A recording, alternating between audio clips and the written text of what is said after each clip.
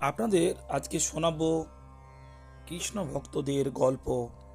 একবার মহান ঋষি ভগবান শ্রীকৃষ্ণের ভক্ত নারদ মুনি কৃষ্ণের সাথে বসেছিলেন এবং তিনি দেখছিলেন কিভাবে লোকেরা তাদের বিভিন্ন অনুরোধ নিয়ে ভগবানের কাছে আসছে। একের পর এক ব্যক্তি কৃষ্ণের কাছে এসেছিলেন, প্রত্যেকে বিভিন্ন বস্তুগত সুবিধা প্রার্থনা করছিলেন। একজন ব্যক্তি দূর দেশে পাঠানোর জন্য অনুরোধ করেছিলেন এবং ভগবান কৃষ্ণ তার ইচ্ছা পূরণ করেছিলেন। অন্যজন একটি নতুন বাড়ি চেয়েছিলেন এবং ভগবান সেই ইচ্ছাও পূরণ করেছিলেন। অন্য কেউ তাদের ব্যর্থ ব্যবসার বিষয়ে উদ্বেগ নিয়ে এসেছিলেন এবং ভগবান তারও সমাধান প্রদান করছিলেন। প্রতিবার ভগবান কৃষ্ণ বিনা দ্বিধায় তাদের বস্তুগত ইচ্ছা পূরণ করেছিলেন। কিন্তু যখন একজন ভক্ত কাছে এসে ভক্তি প্রার্থনা করলেন, তখন ভগবান কৃষ্ণের উত্তর ছিল ভিন্ন।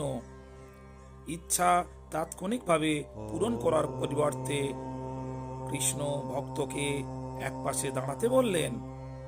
নারদ মুনি এটি দেখে একটু বিভ্রান্ত হয়ে পড়লেন।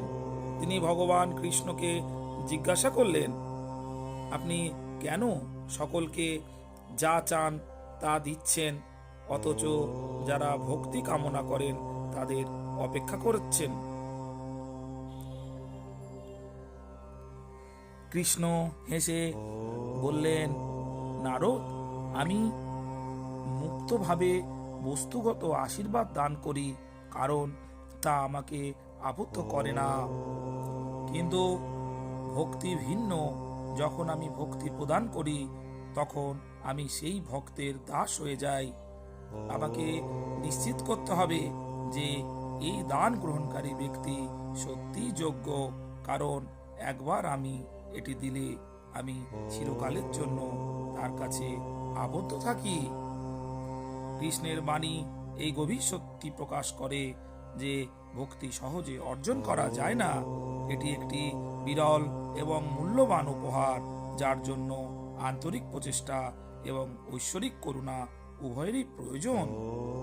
এমনকি সবচেয়ে নিবেদিত প্রাণ সাধকদেরও আন্তরিকভাবে চেষ্টা করতে হয়, কখনো কখনো বহু বছর ধরে, প্রকৃত ভক্তি লাভের জন্য।